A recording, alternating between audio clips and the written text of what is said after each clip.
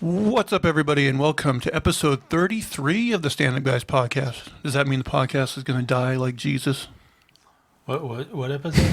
33. Isn't that the age Jesus supposedly died? Oh, maybe. But then it'll be resurrected for episode 34. Anyways, I'm your host, Incomparable Zach Jones, joined as always by the Noel Gallagher to my Liam Gallagher, Lester Jones. I want to be the real Gallagher. That 80s prop comic. But if we go that route, I'm going to be the real Gallagher, and you're going to be his rip-off brother who, stole his act. And then we're also joined by the Ninth Wonder, Chocolate Thunder, dropping fitties and grabbing titties, the nip-flicking, deep-dicking, swimming in boobies like Scrooge McDuck and rubies, the phenomenal A.J. Singh. Oh, I forgot to drink today. I did go to the dentist, though, so that might be interesting. Did they give you laughing gas or anything? I got some Novocaine, so I might be drooling on myself. No, well, Novocaine's not going to make you silly or anything. No, not silly. No, nothing that helps. Any good stories from the week, guys? I started driving DoorDash, so I made a little extra money and got an iPad, which I'm pretty sure my nephew is going to steal from me and use from now on. And so break. You got to keep an eye on that shit. Yeah.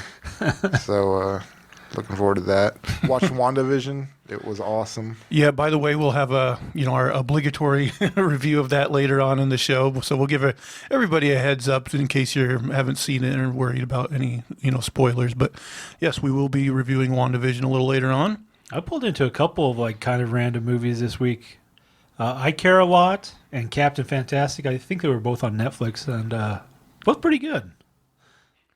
Yeah, I was wondering about that. I Care a Lot because I saw some buzz about it. So what's that about? A woman that kind of rips off senior citizens or something? So she's a kind of a con man or something, but she picks senior citizens, if maybe they don't have any family or whatever, and she has a corrupt doctor that'll sell them out and say they have dementia, so then that she can just put them in a home and collect money off of them as their guardian. So that's kind of her con. But it's it's one of those movies where everybody's a shitbag, and I have a certain, joy of those movies. Dang. Is there a comedy or is it a drama? Or? Yeah, it's I guess drama would be the right one. It's just it's a fight between her and some other people. I'll leave it at that, I guess. I haven't seen that actress in a lot of stuff, but she's the woman that played in Gone Girl. And that movie, your feelings about her character in that movie change a lot. At the beginning, she just kind of comes off as kind of a cold bitch, and then when you figure out kind of what's going on, you're like, oh man, this woman's really smart. And then at one point you feel real bad for her, but then by the end of the movie, you're like, oh man, this woman's a fucking psychopath. Full circle. Yeah, full circle. It's pretty amazing. And then what's the basic premise of Captain Fantastic? It's a guy, and he's kind of raising his kids out in the wilderness. He owns 10 acres or something, but basically he's raising them, and they're all these savants and stuff. But their mom had I forget, she had some mental illness, some serotonin issue, and he'd had to have her institutionalized or something, and she was living close to her parents, but she died, and then basically his father-in-law said, if you come down here, I'm going to have you arrested, and it's this whole big feud between them. So I don't know, it was just very different. But who's the lead in that? Is Viggo Mortensen? Yeah, Viggo Mortensen. It's a movie I heard of, and I think I knew that it got positive reviews. I never watched it. Yeah, it's not full on. But I don't know. Just the fact that it's quite a bit different than a lot of other stories out there, I thought it was enjoyable. Did you get a chance, or did you watch anything besides WandaVision of note? Anything new? Let me think about that. I've watched a few things. Yeah. The only thing new that I started, I think I've watched 3 episodes, is Fargo season 4. I haven't watched any of that. Yeah, it's It's a pretty decent show, and the thing is, it's like an anthology series, so like every season has new characters and kind of stands on its own. Okay. Yeah, maybe someday. I don't know. But yeah, it's basically just like crime stories that take place in the Midwest, but they're all like interestingly done. Yeah, I would definitely recommend the series. And then. Yeah, played a little more Final Fantasy, put a few more hours into that. But stack your hours. and then today I started a new job, but I mean it's a really like kind of boring job, so I won't go into the details on it. But yeah, anything to add before we get into the show, guys? We can roll. Yeah. I will recommend the Marvel Comics app. You can read all the comics unlimited for $10 a month. I've been doing that, and I've been enjoying it a lot. How far will they let you go back? Because I know they don't let you read like the very newest ones. Isn't there like a time like they'll let you go back like so many months though? It's still probably a good deal.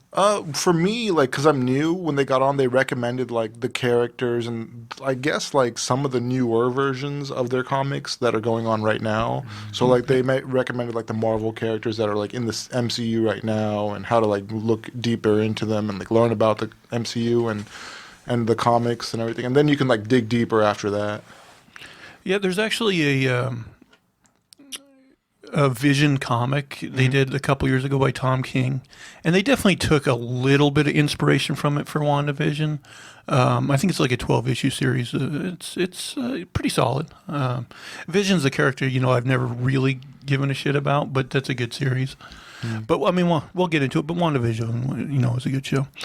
Yeah. All right. Well, as tradition dictates, AJ, we'll have you start this week. All right. Well, maybe not everybody's heard of this, but there was that interview with the royals, the Meghan Markle and Prince Harry. I definitely heard about Oprah. it, but I didn't really. All I saw was like memes about it on Twitter. I didn't really know what the big deal about it was. She spilled a lot of tea. She definitely opened up and told like what her side was with the royal family, and she discussed that. Let's see. She said that the royal family, when she was pregnant, were like behind the scenes, like discussing like how dark the child would be and stuff like that. She also mentioned that she was upset that he wasn't made a prince because like that's if you're a grandchild or great grandchild of the queen or whatever, you should be, and that also meant that he wouldn't get security. So that's something she was concerned about. And she also said that rumors ran wild, like, the royal family would address all kinds of other rumors. But when they were about her and, like, her yelling at Kate Middleton or something like that, some fake news, like, bullshit, they wouldn't, like, deny it. They wouldn't try to protect her and this and that. So she felt like that was bad of them. And they would also respond to smaller issues about other people, but not her.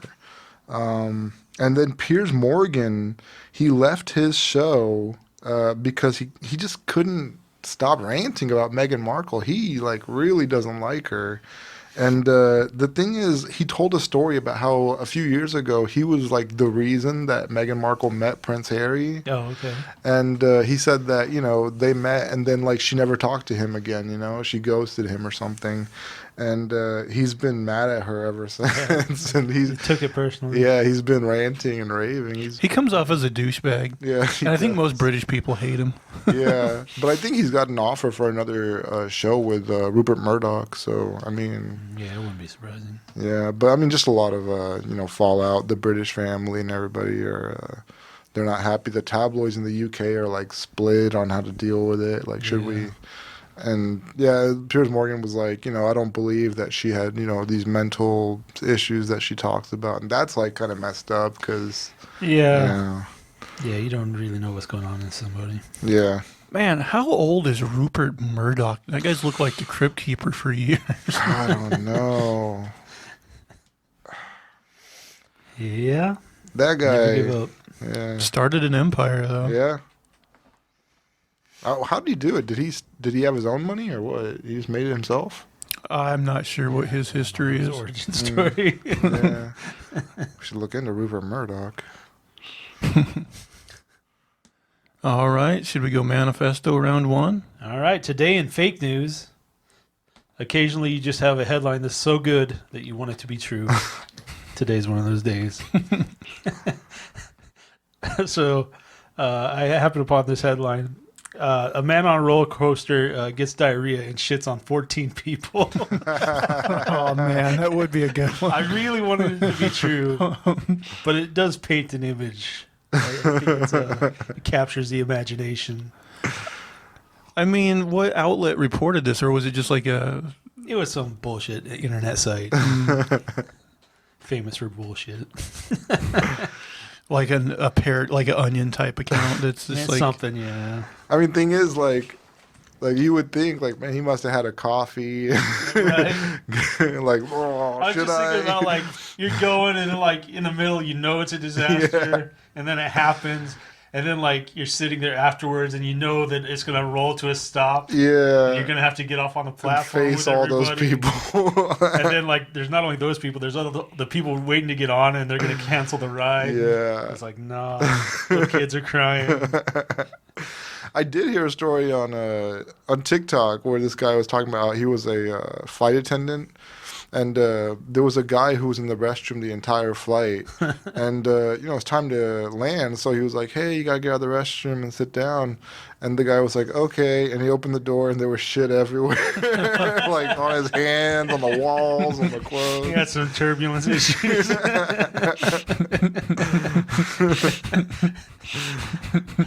I'd be like, nah, you just stay in there. Yeah, that's fine, man. That would be bad. Like, you have explosive diarrhea, but then, like, really bad turbulence. About 4 feet off the toilet, just shitting everywhere. Do not go in there.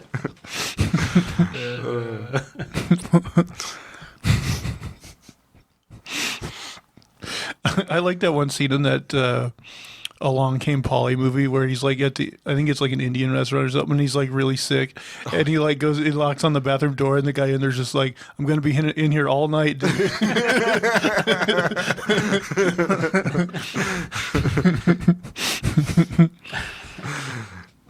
Oh, was that it for that one? Yeah. All right. Woman finds $250,000 worth of whale puke on beach. Saw this. Is that ambergris? Mm-hmm. I guess. Yeah, it's true. One man's trash can be another one's treasure. Just yesterday, we brought you the story, this is on Audi.com, of an ancient, precious Chinese bull found at a yard sale. But no matter what, you'd probably never expect anyone to be happy about finding a pile of puke. But that, my friends, is where you would be wrong. Let's take a trip to southern Thailand. That is where we'll find the town of, Nakhon Si Thammarat, and its resident 49-year-old Sirapon Niamran. On February 23rd, Niamran was on a walk at a beach after a rainstorm, some 500 yards from her home. That's a small win right there, a nice little seaside property. But as she was walking along, she discovered a strange lump, reported the Sun, about a foot wide and 2 feet long. The thing resembled a rock with off-white color and brown patches. It definitely wasn't a rock, though. The texture was all weird, and the lump smelled faintly of fish. Most people would probably just have ignored the thing as some kind of garbage of the sea and carried on. Niamran, though, thought that the misshapen blob might somehow be worth a few bucks, so she decided to pick the 15-pound object up and carried it back to her house. She would soon be very, very glad that she did. Once she got home, Niamran showed the blob to her neighbors, asking them what they thought it might be. Based on its consistency, the location of discovery, and the fishy stench, they told her that it might just be whale vomit. As we already said, most of us probably wouldn't be too happy that we picked up a chunk of puke, but to Niamran, this was excellent news. Whale vomit, also known as ambergris, is an incredibly precious commodity. It's widely used as an ingredient in the most expensive perfumes, and as such, it can sell for a pretty penny. To check whether the thing was indeed genuine, bona fide whale upchuck, Niamran and her neighbors held a match to the lump. The material quickly began to melt, and as they moved the flame away, it re-solidified just as fast, just like real ambergris does. Niamran isn't taking any chances, though. and has asked the local town council to arrange for an expert to come and evaluate the lump. It's well worth it. Based on recent market prices, the Amber's hunk of puke could be worth more than $250,000. If I really have the genuine ambergris, I can help my community once I find a buyer for it. My stupid page just reloaded here. That's really sweet, though. She wants to help her community. Yeah. Yeah, I would just be like, so long, sucker. Yeah, exactly. I'm out of this community. So, a related story. I was watching this video, and there's like a family walking down the beach or whatever, and they find something on the beach, and one of them picks it up and like, oh, it stinks. Like, what is this? And then one of them's like, I think it might be whale shit. Oh, God. Well, that's the last thing they get into here is like, they're like, even though we call it puke, it might actually be shit because it's just like undigestible stuff found in the whale's like intestinal tract. So they're like, yeah, it's one or the other, whatever. It's puke or it's shit, but you know, it's worth a lot of money apparently. But it is weird, like the weird things they use in perfumes. Like that's one I didn't even know, but I know a lot of perfumes also will use like, skunk. I didn't know. Spray. I think it's probably just because of like how it carries the scent. I don't know, but I know I have definitely heard that some perfumes use, the skunk piss. I worked with someone. She said her dad was like, he'd catch animals, pests and stuff, and that he kept like a bottle of skunk, like one of those bags or whatever, or that liquid. Yeah. And like you just pop it open once in a while, and take a big whiff of it. Oh, why? It's so bad. I think it's just so he'd be like kind of like inured to it whenever he like runs into a skunk. I was like, that's pretty hardcore. It's like, yep, it's still terrible. I'm alive. Maybe it was just like a party trick. Can you imagine having a bottle of that walking around? Oh, you could have some fun. Man, skunks fucking suck. Like back home, like, summer would hit, it'd be so hot, so you'd want the window open at night, and that's when they fucking always come by. So, like, nope. Yeah, they're not you're either coming, roasting or you're smelling skunk. It's like, it's fucking terrible. AJ, we'll pass it on to you. All right, let's see what I have here. All right, here's one that was interesting to me. Man accused of sex act with Olaf doll at Target to undergo psych evaluation. I think that's a good call. He's nuts. Sounds logical. Nuts for Olaf. A 22-year-old Florida man, of course, accused of performing a sex act with stuffed unicorn and an Olaf doll from the Disney blockbuster film Frozen has been ordered to undergo a psychiatric evaluation. The hearing will take place next month, according to the Smoking Gun. His carrot will never be the same. Cops say that Cody Meter was busted in a St. Petersburg Target store on October 2019. Meter did not head into the bargain bin. Instead, police said that the Disney enthusiast began rubbing his genitals against the two stuffed animals before pleasuring himself to completion with the Olaf character. According to the New York Daily News, store security video captured the 6'2", 220-pound Meter hovering around the bin of stuffed toys.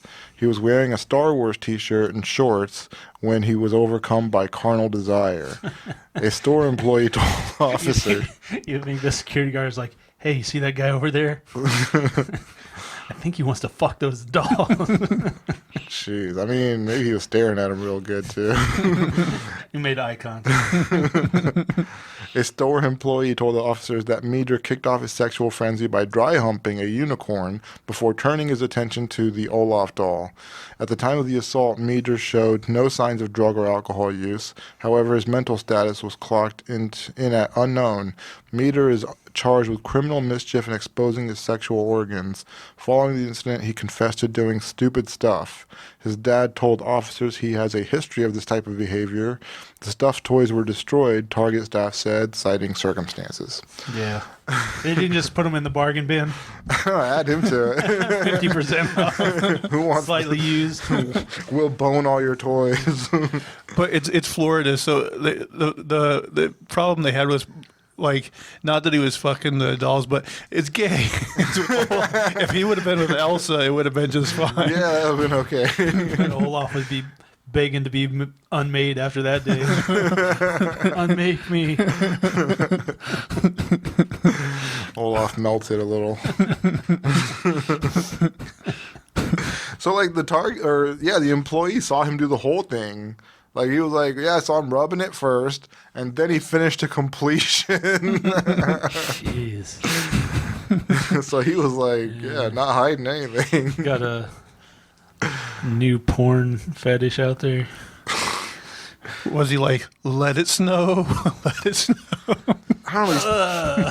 He's 22, so you can chalk it up to him not knowing like how to social deal with conventions. it. Yeah, how to deal with his weirdness. But once he gets older, that could go in a real bad direction.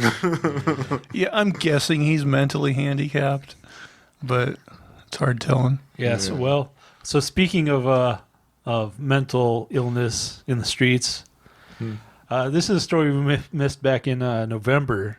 So there's a woman taking a walk, and she's close to the Walk of Fame with all Hollywood stars or whatever. And so she's just walking, and this homeless man comes up and dumps a hot bucket of diarrhea on her. That's a fake story too, right? I don't think so, man. I saw her talking to the news people about it. Yeah, she was traumatized. Oh my god. You can imagine just like a hot steaming bucket of shit. I mean, look, human shit is the worst shit of all shits. Right? Isn't it? It's got to be like it's the not great. stinkiest, nastiest. It's not worth $250,000. Uh, Well, maybe if R. Kelly pours it on, it might be worth some money.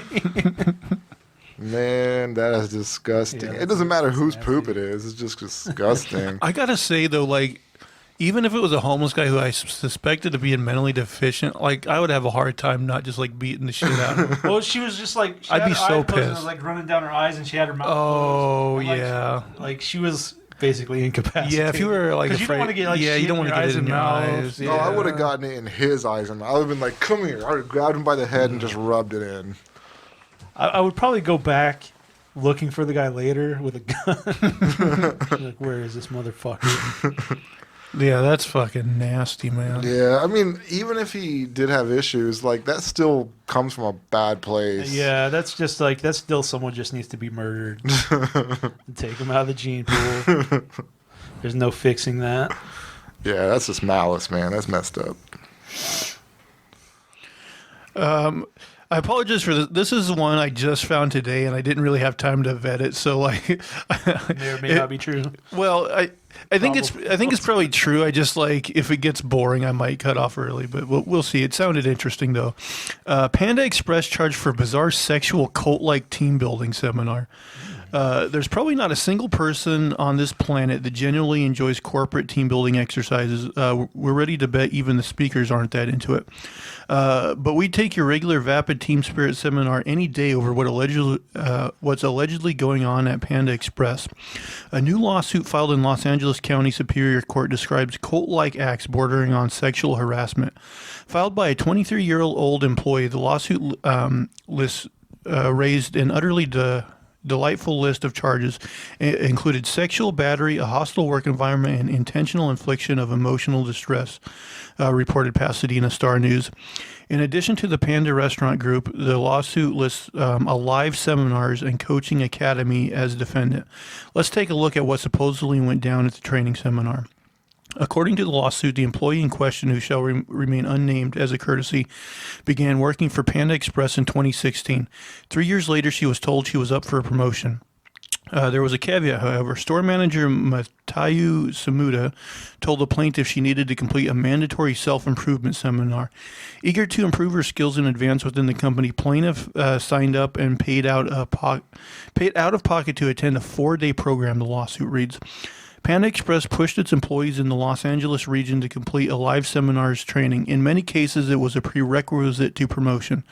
The employee's attorney, Oscar Ramirez, told Pasadena Star News that 20 to 50 Panda Express employees attended the seminar. The meeting was held in a warehouse in eastern Los Angeles.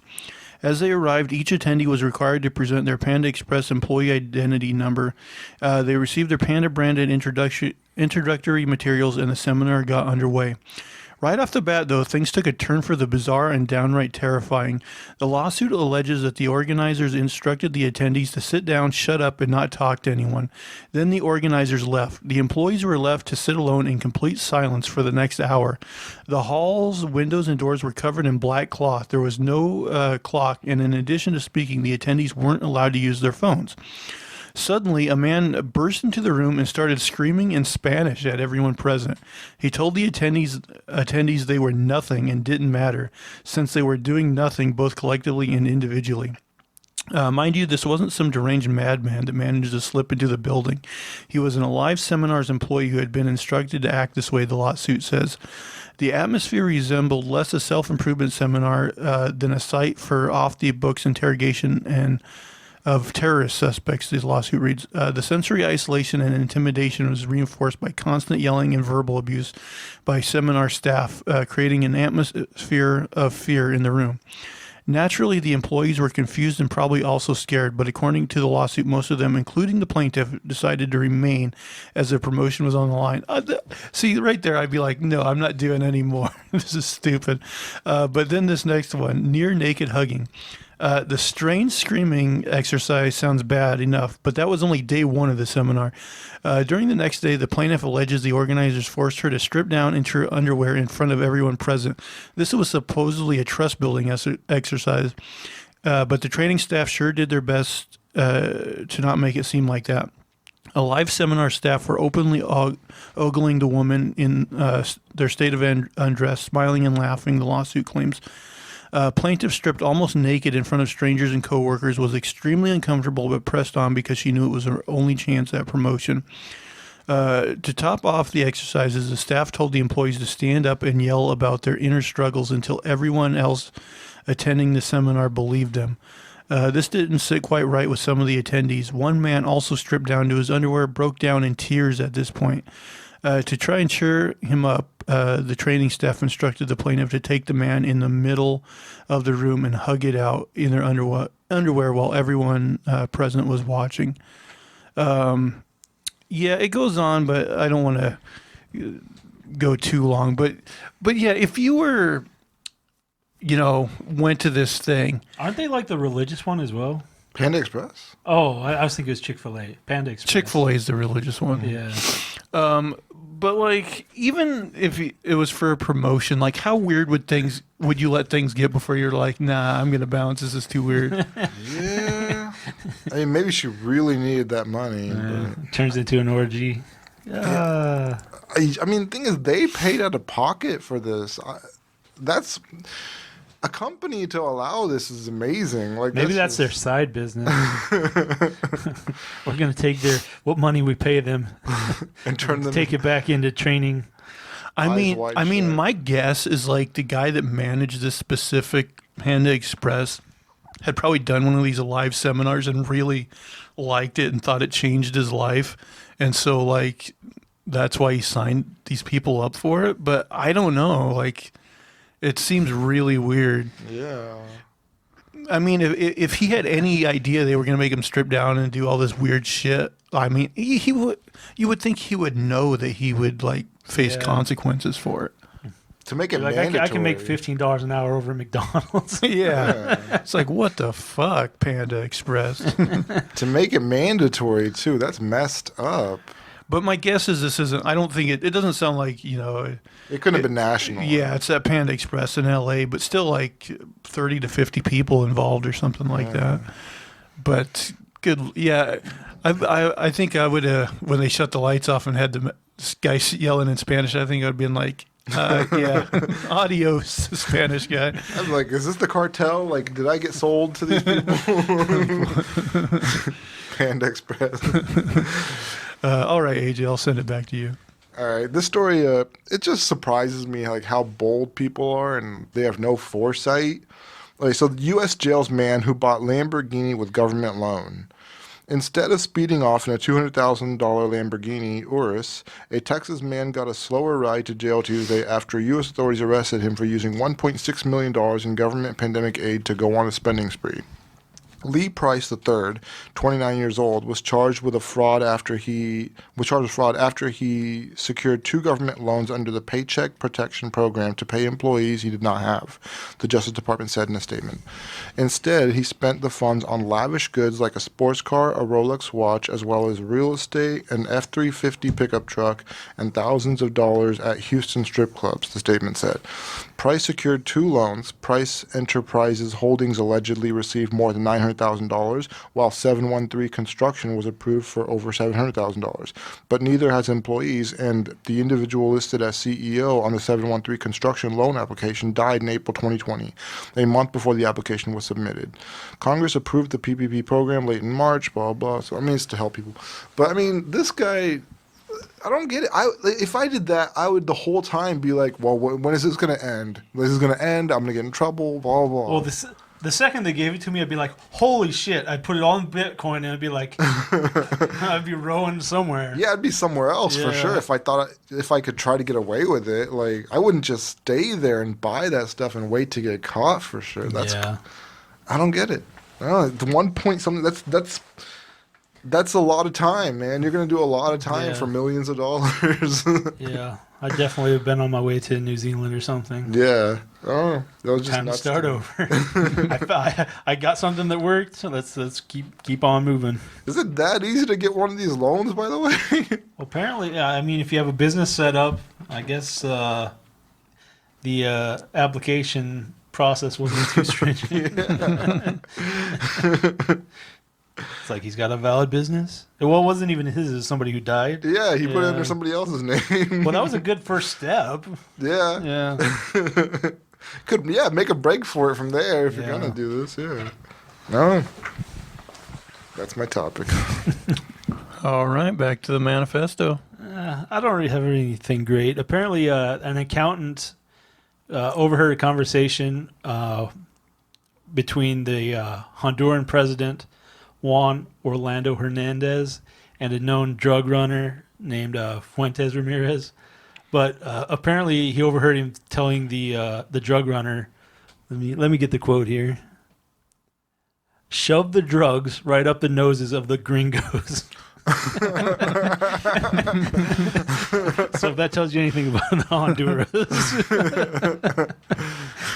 So all they see is gringos. Yep. Whose noses who enjoy some cocaine. Those gringos like their cocaine. Well, that'll make the gringos who want cocaine very happy. Yeah. It's coming right over here directly to our noses. But yeah, interesting side note in history, I guess. That's not surprising, though. It's not. Yeah. All right. This is a funny headline, but not as interesting as it sounds. A company offers to pay someone $1,000 to play cornhole. It seems like a lot of people play cornhole for free. A lawn care company is seeking an outdoor gaming enthusiast to make $1,000 by playing cornhole, a game involving tossing small bags of corn into holes in a board. My True Green Lawn, an online retailer for True Green Lawn Care, said it is seeking someone to play cornhole on 5 separate days and complete a worksheet for each experience. Do you need more reasons to get outside, looking for ways to have fun while socially distancing? Want something to do that's good for all ages? If you are, then we have a job for you. We're paying someone $1,000 to play cornhole, the posting dates. I think they probably mean the posting states. The posting states that candidate will need to have access to their own cornhole equipment, boards with holes, and small canvas bags of corn kernels for throwing. We are looking for someone who is willing to play cornhole and tell us about how you are using it to stay connected while staying safe, the website says. Applications are being accepted on the company's website through April 2nd, and the winner is scheduled to be announced April 7th. This seems so stupid, like even as like a promotion thing. Are you they're just a lawn playing care with company. yourself?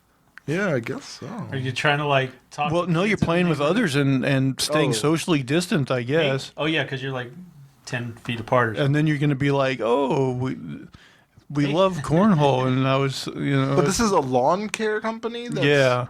promoting cornhole? Cornhole changed my life. Well, I mean, they're promoting their company, and they're using like this these people's story, I guess, to do it. But I mean, It seems like you'd at least give him a cornhole set with like your brand on there or something. Something, yeah. but Cheap ass cornhole. I mean, like, if you're looking for a lawn company, like, are you really even gonna?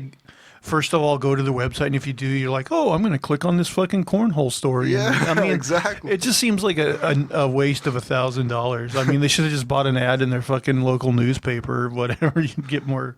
Is our lawn perfect for cornhole? You know, that's the question, because this one is. They've got reviews. You need that cornhole lawn. Did you see the neighbor? He's playing cornball. Cornhole. We need a cornhole set now. They're like seeing pictures of them playing cornhole, but they're like, man, look at that lawn. Yeah. I can play cornhole on that lawn forever. Yeah, that's a cornholing lawn right there. Cornholing family. God, so stupid. Yeah, that's dumb. All right, AJ, I'll send it back to you. All right, let's see what we have here.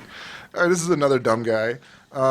So this shows the weakness of people's thinking, and the TSA let this slide. Passenger uses pepper spray on airplane preparing to take off. Everybody started coughing. So this guy had a keychain. Oh yeah, I pepper think I spray saw on this it. story. Yeah, and All he the was. things they don't let you take on. Yeah, exactly. Well, they weren't supposed to, but he got it. They didn't see it. Yeah, it got past the TSA. He was going from Florida to New Jersey. Let's see, the plane was a United Flight 1061 from Fort Myers to Newark, and on Monday was taxiing and preparing to take off when a passenger said he accidentally hit pepper spray on his keychain. Joseph Grand, a fellow passenger on the plane, told Fox 4 that he could feel burning in his throat. Everybody started coughing, and during COVID, everybody starts looking around. I grabbed my mask. Passengers were given the option to get off the plane, according to the report. Grand and his fiancée were among those who opted to catch a later flight. She was still coughing. I still felt it. I was like, this isn't going away. That's when we decided to hop off. But what dumbass brings pepper spray onto a plane? Like, I would be too scared to do that. I'd be like, man, they're going to catch this. Yeah. I'm going to get in trouble. Like they're going to like pin me down. Yeah. Drag me to a room. They'll have check Shaq my ass. Stick his finger up my butt. Yeah. Well, it's one of those things that was on like his keychain. Did he even realize that he had it?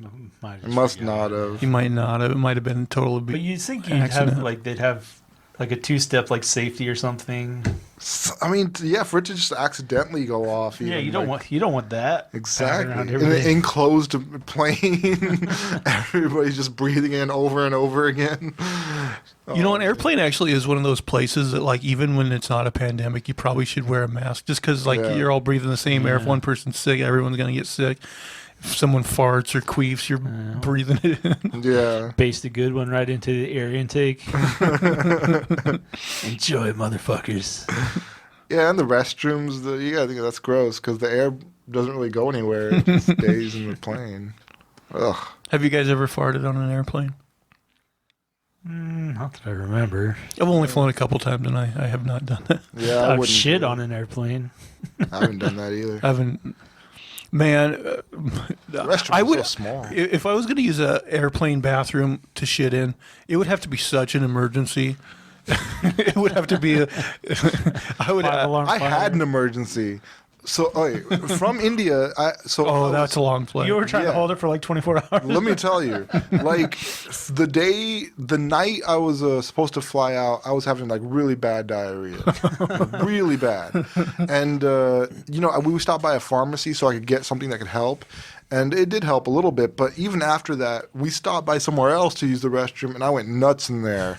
And like we got to the airport, and I was like, I am not shitting on this plane. I am not doing this.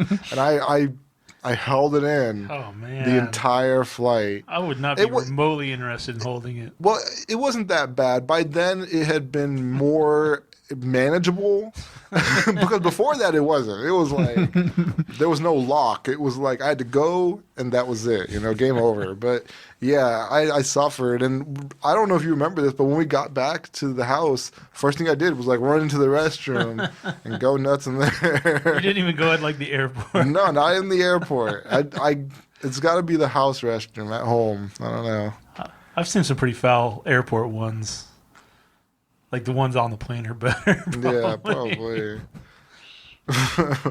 And the ones on the plane, like, you know, they're like not even real restrooms, you know? Yeah. I love those ones where you can barely like lean over the pipe. Yeah, no thanks. Man, this reminds me of, you know, like many years ago, there was I think it was like an Idaho senator. I want to say his name was Larry Craig. And he's the guy that got caught, like, trying to solicit gay sex in the airport bathroom. He like tap somebody's foot in the next stall or something? well, that's what. Well, they said he was like, I don't know if he was doing. They said something about him tapping his foot though, and that's like, well, that's the first sign we knew he was, you know, probably trying something, and that freaked me out because I'm like. Thinking like there's time to time when I would tap my foot just out of like, you know, nervousness, and I'm like, I didn't know I didn't know I was ordering up a, you know, a rusty trombone from the guy next door. You just come out and be like, what the fuck? How does that become a language? Yeah, who knows about this? Like, hey, you're tapping your foot over there. You want a blowjob from a man? I mean, I guess if you're gay, you want your own coded thing, language, I guess. I guess, but it's just weird how that became the thing, you know? Anybody else could have been like, bird feather. You know, maybe that's the thing, but no. Something less apparent than tapping your foot that someone like me could do accidentally. Yeah. What's the code for post-op? You know, maybe you you know, rap out like, you know, shaving a haircut on the stall, or you hum a few bars from somewhere over the rainbow, something less you know. Yeah. I felt like I was going to be in a really gay version of The Man Who Knew Too Little. Yeah, that'd be freaky as fuck. Just the surprise. Yeah. like if you do this to somebody, what are the odds that the other dude next to you is like gay and he knows this guy? Yeah, exactly. He's like, I've been here all day. I'm guessing that probably gay prostitutes frequent airport bathrooms, and they just wait for that kind of thing. That would be my guess, but I don't know. That'd be weird. Well, it's like they say, like, certain like highway rest stops are havens for gay business too, and I've heard that. and so like I'm guessing. Hey, didn't you spend a lot of time at a restaurant at one point in your life? I was wondering how you were staying alive. Loads and loads of cum.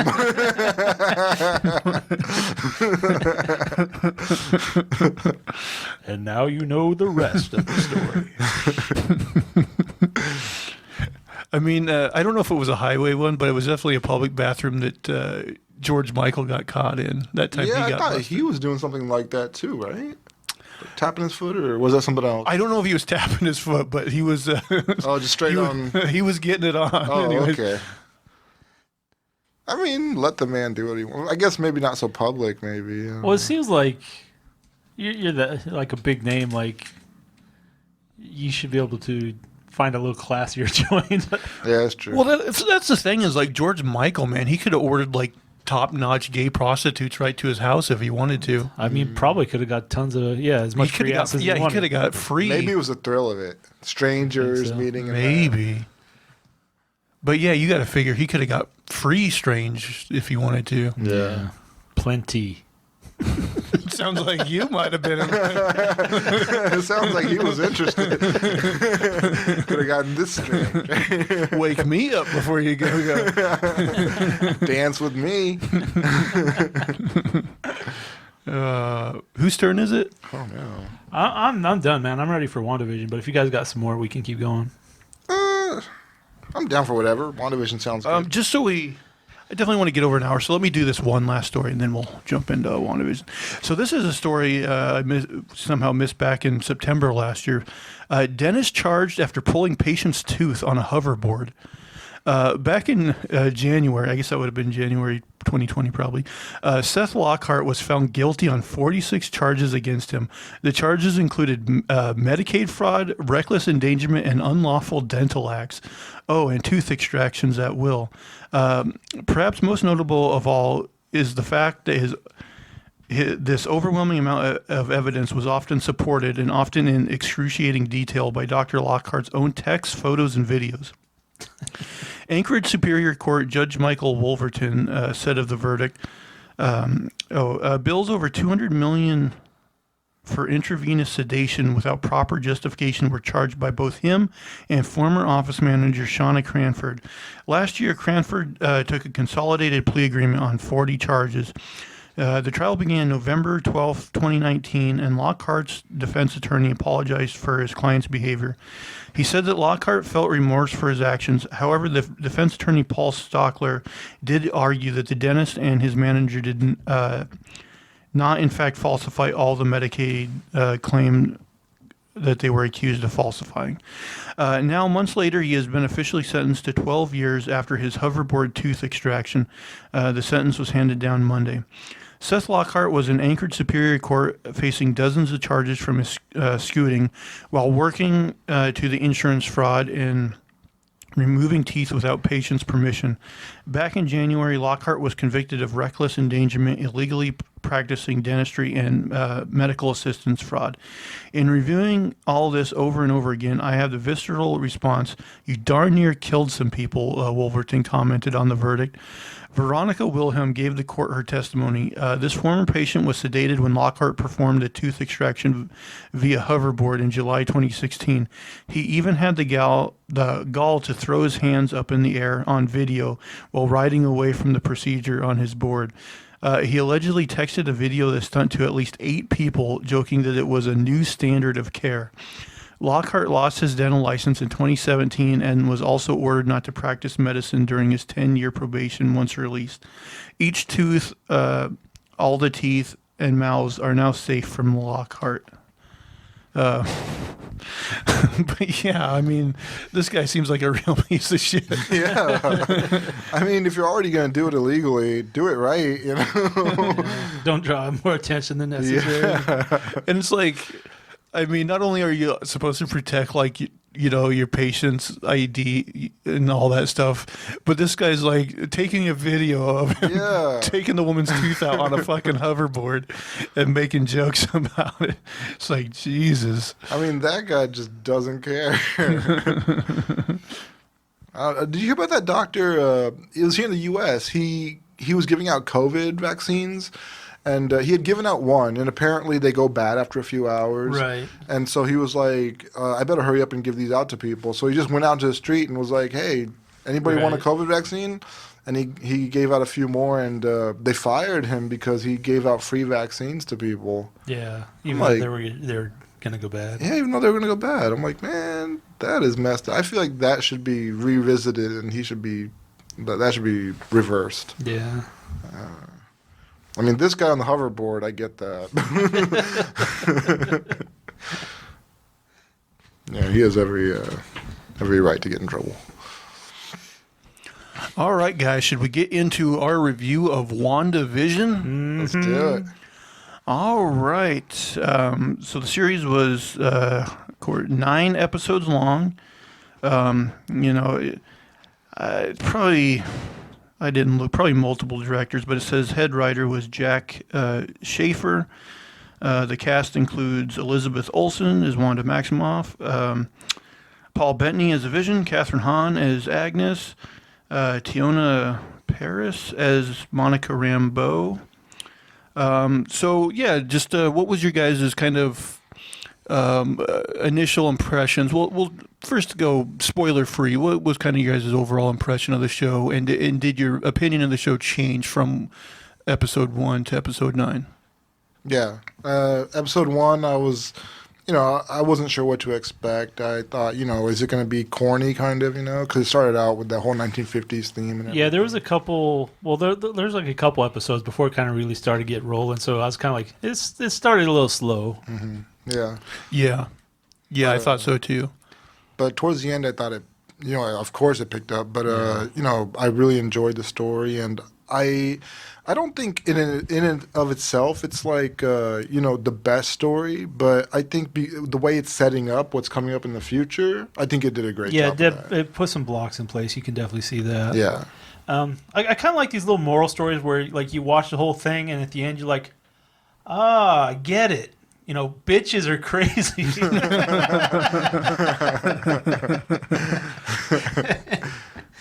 But no, on the whole, I did enjoy it quite a bit. Yeah, same here. I really enjoyed it. It's similar to you guys, like those first couple episodes, even though like I appreciated the homage to like classic television, I was like, okay, let's get things moving. But by like episode 4, when they start, kind of started the story of, you know, expanded the story, showed what was going on outside, and then to me the show really picked up and got more interesting.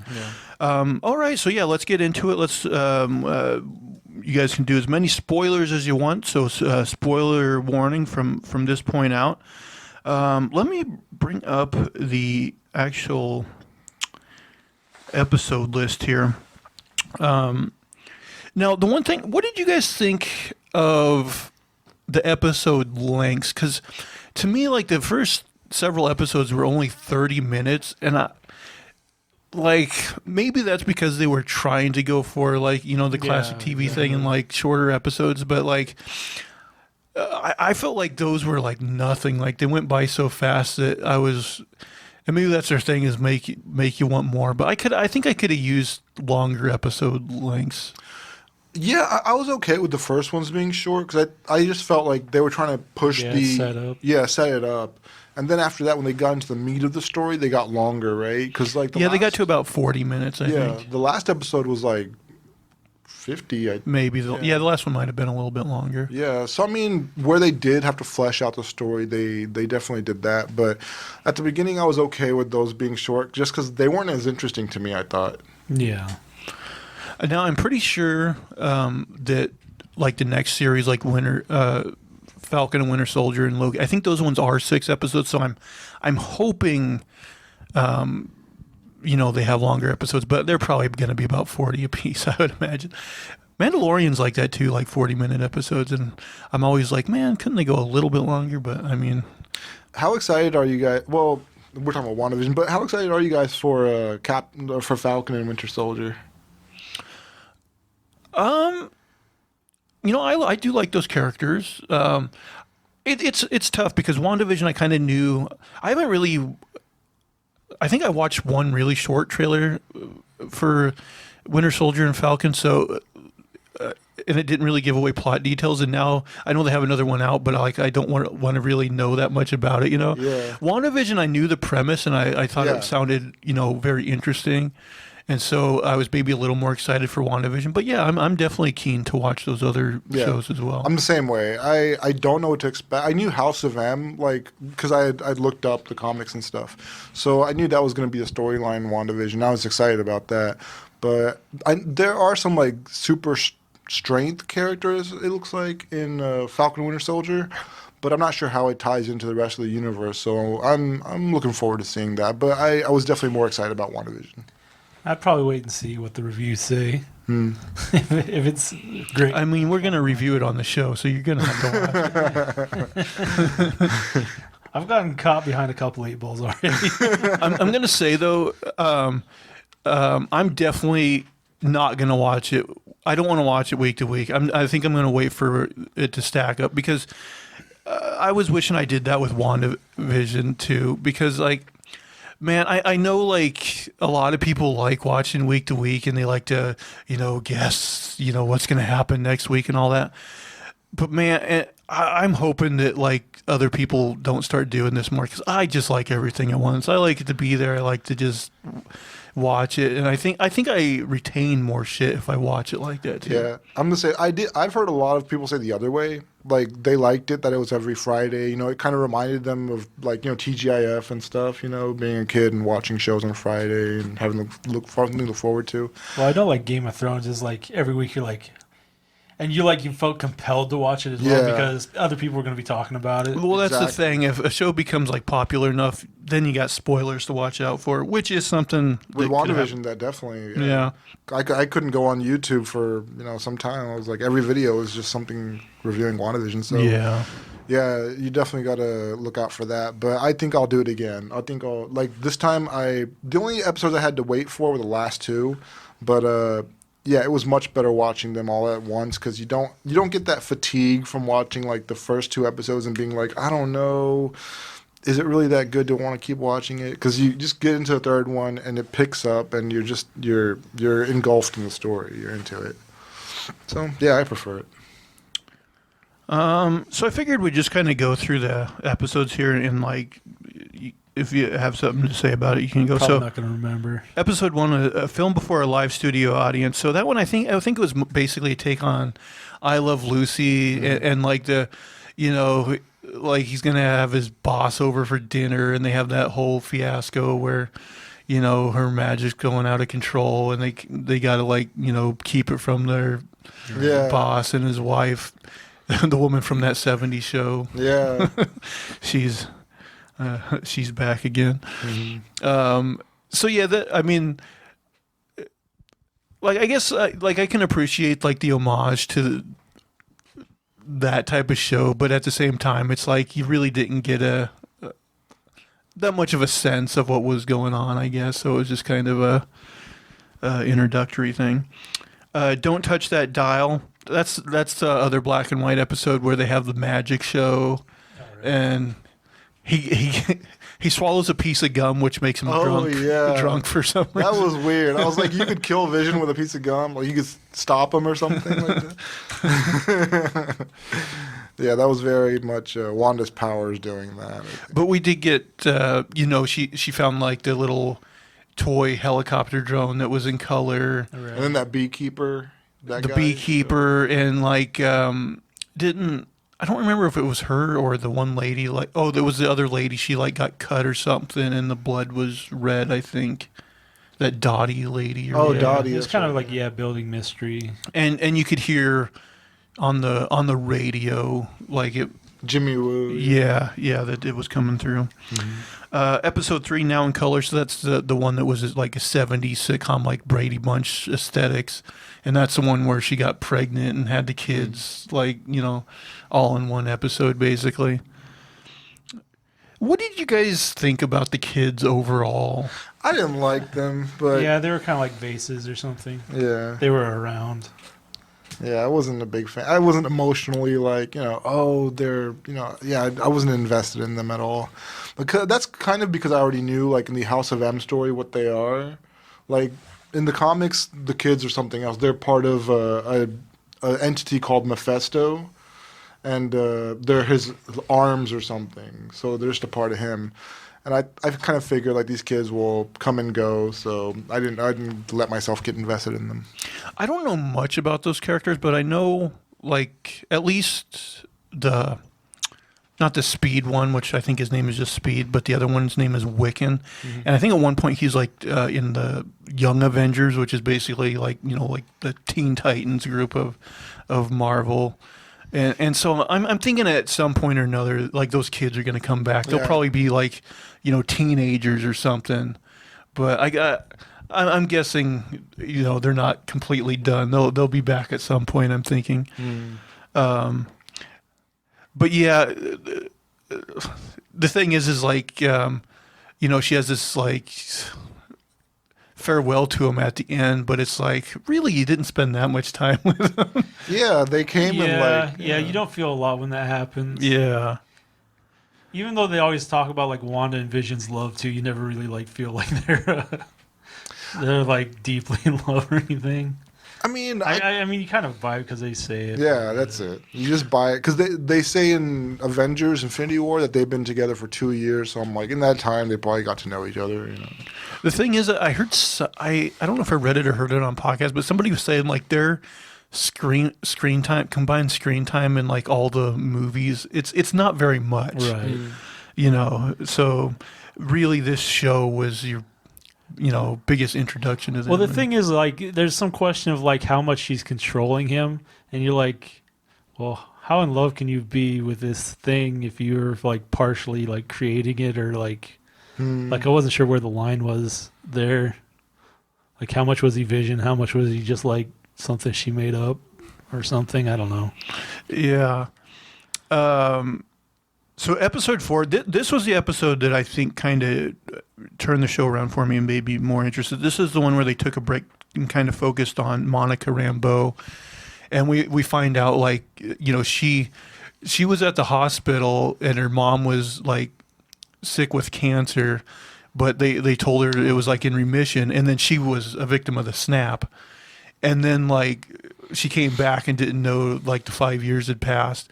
And like she came out and she was like, "Where's my mom?" And they're like, "Oh, like she died a couple years ago when the cancer came back." And like, so it's like, I thought that was like a clever use of the snap, Yeah, that was pretty good. and like, what it could do to someone.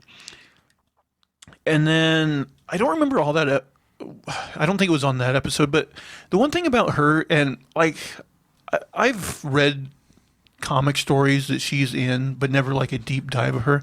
I was a little confused. I'm not 100% sure like what her powers are, because like when she comes through the gateway in like that astronaut type suit, like right after that she has like definitely some weird powers where like her vision, like she sees in some different like I guess light spectrum or something.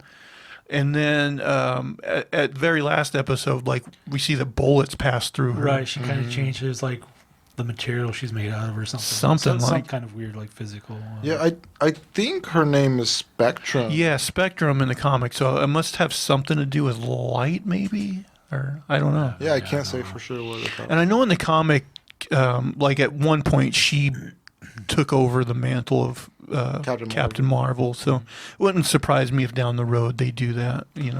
Yeah, plus nobody seems to like this Captain Marvel, man. Like the movies, nobody, like, people didn't like it too much, and then like the other actors, it seems like they don't really like the actress who plays. Oh, her. Brie it Larson? seemed like Yeah. she's I don't know about how the other actors like her. I mean, I like that movie fine. It is, but it's definitely a movie that has a message, and they're very ham-fisted about it. Yeah. Probably more so than they need to be. You go back to that first Wonder Woman movie, and they do a lot of like just showing you she's badass, like in the the World War I field where she's like has the shield and the bullets awesome. and all that. Yeah. And so I thought that movie was better at kind of showing and not telling, whereas Miss Marvel, even though I like the movie, they're very like kind of ham-fisted about like woman power and stuff.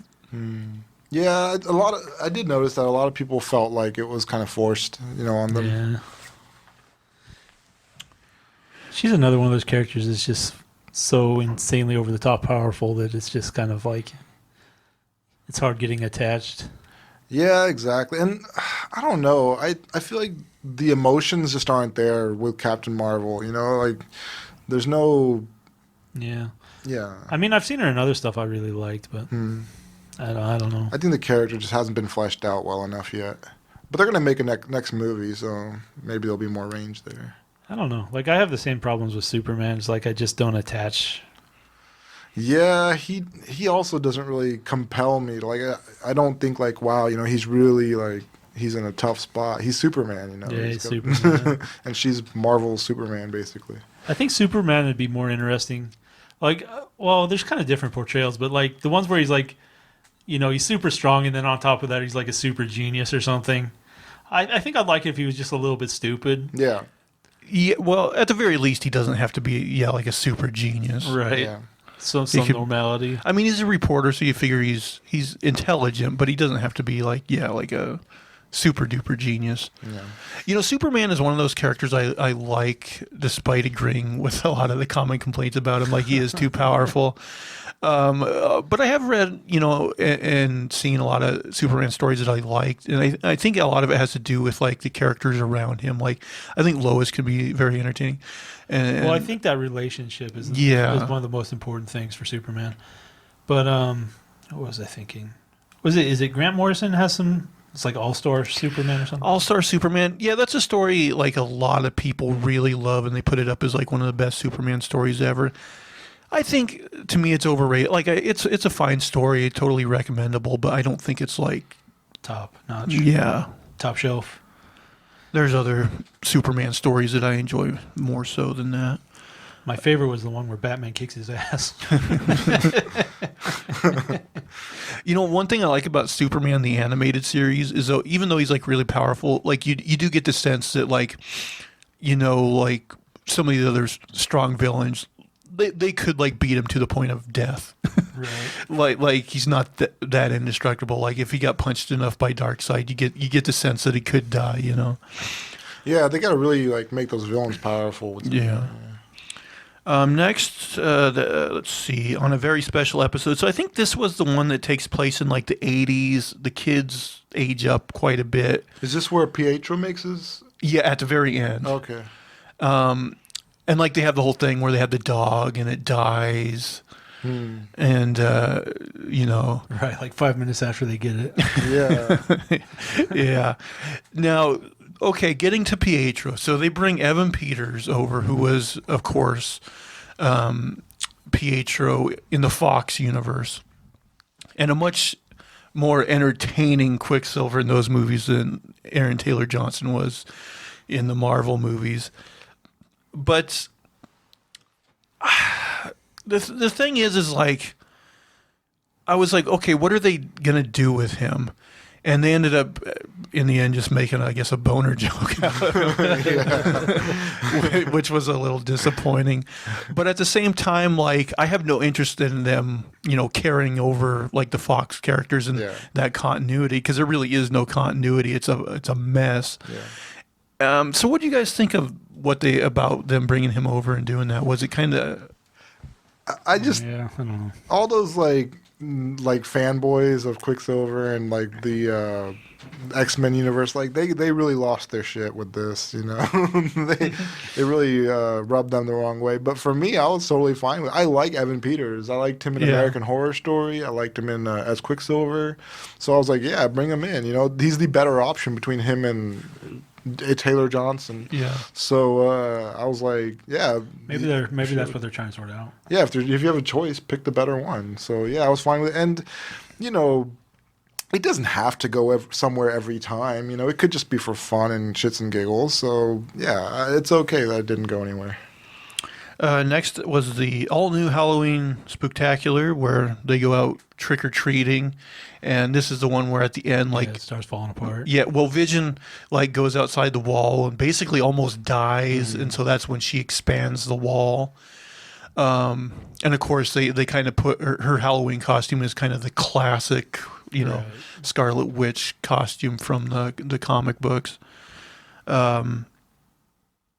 And Vision's costume was his like classic costume too. Yeah. Ugly as hell. Yeah. Next was the breaking the fourth wall episode, the kind of, you know, Modern Family Office type episode where, you know, she's on video, you know, breaking the fourth wall and all that kind of stuff.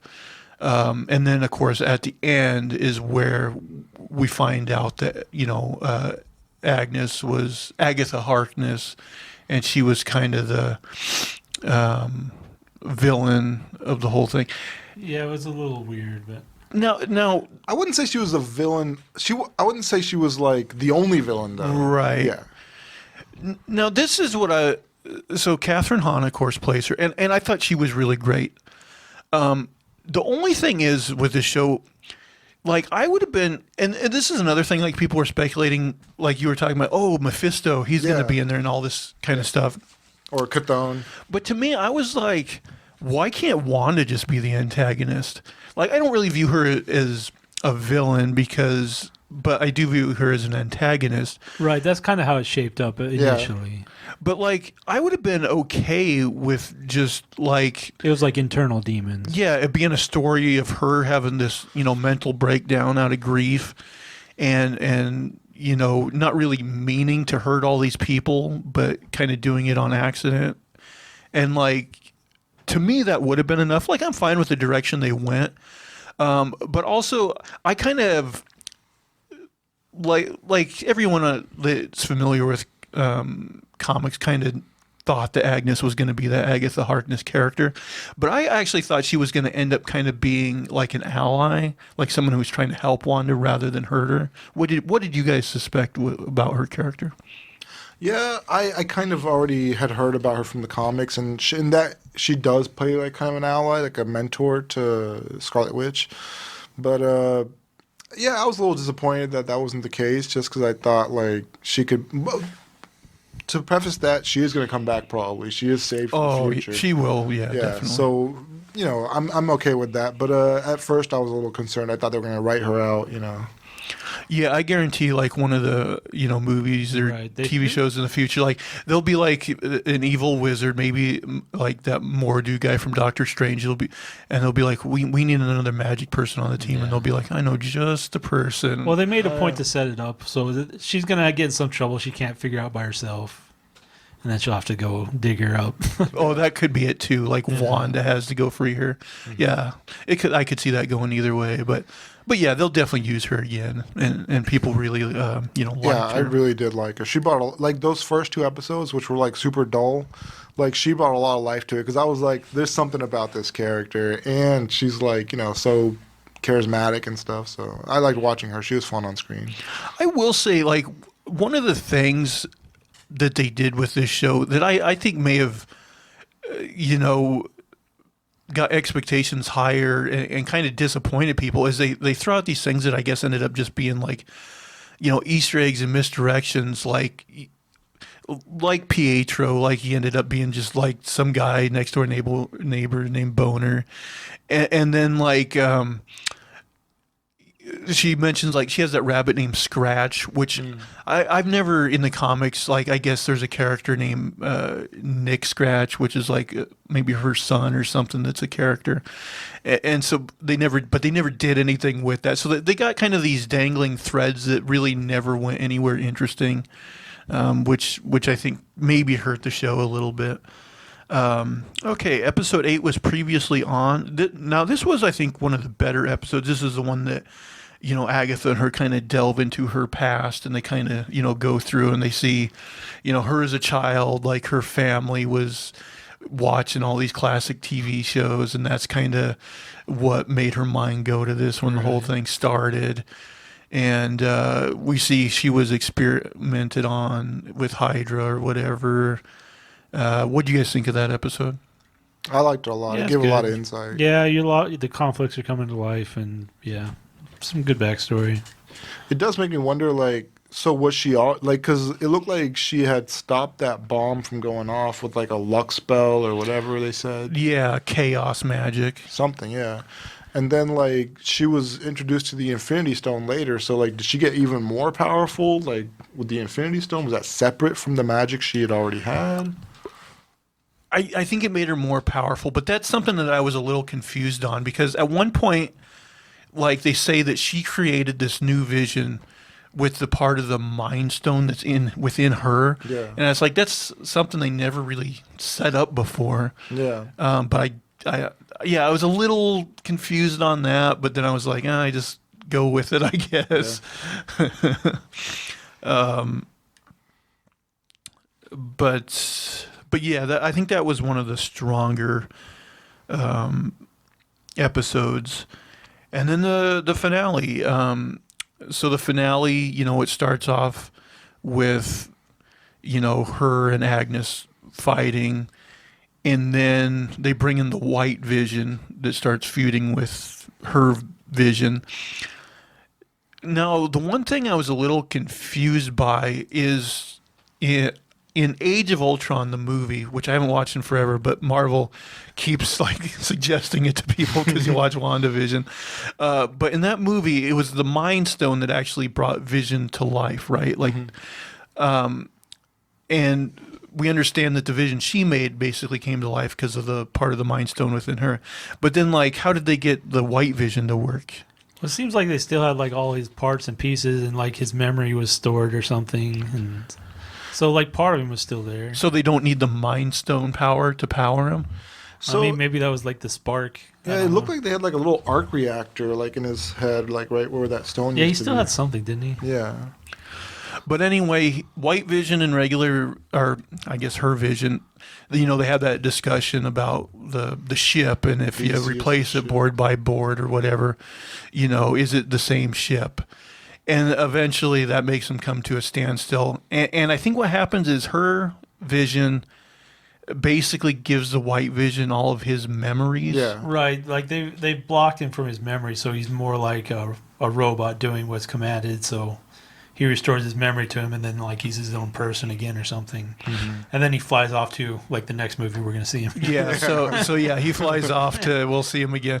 I mean, my guess is they're gonna do a thing where like, she confronts him, but like, and he's like, yeah, I have those memories, but I'm not that guy, so I'm not like in love with you like he was, and just to get some drama out of that, I that would be my guess, but I don't know for sure.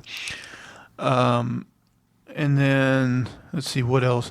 Oh yeah, so her and Agnes getting kind of this fight where they're throwing the the red and purple fireballs at each other, and like Wanda kind of cleverly does this thing where she makes runes around in the sky, because the prior episode, Agnes had cut off her power, and she mentions it's because she has these magic runes around the Right, room. so that's the little plot hole there. Yeah, so that's how they they bring that reference back, I guess. Well, basically, the other woman she's not supposed to be able to use her magic inside those ruins, so that would mean like all of it was coming from Wanda. Yeah, that's true. Well, and that's the other thing. I'm like, okay, so she makes these runes, which should cut off the other woman's power, but then she makes it look like, and Maybe she didn't bring the ruins out till later. well, she makes it look like, No, she had just thrown them, right? Because she was throwing the runes onto the wall while she was throwing her powers at her, right? Maybe that's it. Yeah. but the other thing is she makes Wanda, it looks like she totally zaps her power. She becomes all like, black and skeletal. And so that we think, oh, did Wanda just lose? And then it's like, oh no, she tricked her and all this. Yeah. But it's like, why would she go through all that effort when she just a little convoluted? Wouldn't she just go like, oh, you see these runes? Like I win, boom, instead of putting on this show for her. She really wanted to rub some salt in. Maybe she's like, people are still watching this WandaVision, right? I got to get this juice out of them. No, but it was good because like that way you get to see what she was going to do. I lied. I'm really going to kill you now. And then she messes up, So you get to see that true face of hers. And then, to wrap up, like, they tuck the kids in the bed, and we know that like they're gonna disappear. And then they kind of have their Wanda and Vision kind of have their touching scene where they kiss each other goodbye, and we can see the wall coming. We know Vision's gonna disappear, and it was a good scene and everything. Let's see, is there anything else to note? The bit of Darcy sighting, she was in this series. Oh yeah. Oh, that kind of reminds me of the other thing I wanted to bring up. What did you guys? So they have that Haywood guy who's just like the FBI total dickhead, dick, yeah. or whatever. He's another guy. Like, I'm not sure they need it. Oh, I mean, it's just conflict, right? See, that's another thing, though. Wouldn't it have been kind of interesting if maybe they had that guy, and you're like, man, this guy's pretty much. You could have cut out everything on the outside. I mean, but what they could have done is have that guy be a real dickhead at first, and then when you find out that, oh, Wanda's like the antagonist and she's like really fucking up these people, and then maybe you go, oh, this guy is maybe kind of a dickhead, but like he's got a point, But he didn't even really know what was going on. Yeah, he was. The other thing that was weird though is so that the final episode, like he's in his like military Humvee or whatever, and like Darcy like drives into it with the van, and she's like, "Well, you're fucked. Couldn't he just get out the other side of the like?" It's things like that you're that are just like, oh, they wrapped that one up with a bow. I don't know. Yeah. Why did he shoot the kids? Why? Oh yeah, that's the other thing. Like he's a real asshole. He was just gonna like kill kids. Like, as long as I'm here, if I'm going down, these kids are going. He's like, they're not Wanda, but they're her kids. They're fake kids anyway.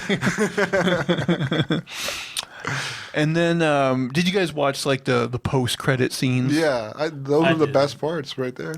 I didn't think they were like amazing. So like I watched the credits for 2 minutes. I went and took a piss. I came back. Credits were still going. I was like, "Fuck it, I'll fast forward." And then like I was fighting with the remote, and I was like, "Ah, fuck it." Well, I gotta say, because of the Disney app, like the first time through, I missed the second post credit scene, and then I was listening to a podcast and someone mentioned a second, and I'm like, "Oh, I better go back," because. But yeah, basically, the first post credit scene, an agent. Oh, it looks like this week a video just gave out on us. So if you're on YouTube, you'll just be seeing a static screen right now. But that's fine. Or That's we'll fine. just cut it where we stopped before we got to the post credits. But we don't got much to go. So basically, the first post credit scene, Monica Rambeau, she's called into like the theater by this other agent. We find out the agent is a Skrull, and they're like, "Oh, we could use your help in space or whatever," and like that's where she wanted to go anyway. So she was like happy about that. And then the second post credit scene, there's like this cabin in the woods, and Wanda's on the front porch. She goes inside, and like inside the cabin is also her, like I guess, astral projecting and reading that like dark hole book, dark home book or whatever. So yeah, that's how it ends. So I mean, like you said earlier, like she could still be the big bad villain because I mean she's reading that book, and from what I know, it's like supposed to be full of evil and stuff. Oh, right, and there's a prophecy she's gonna destroy the earth or something. Yeah, she's like So in the comics, there's this being called Chthon that had originally made that book. So and he in the comics touched her when she was like first born or something like that, and gave her some of his powers, and that's why she uses chaos magic. So she's supposed to be like his vessel for returning. So let's see if they incorporate that. That'd be interesting. Man, I'm a comic book nerd, but you know more than I do.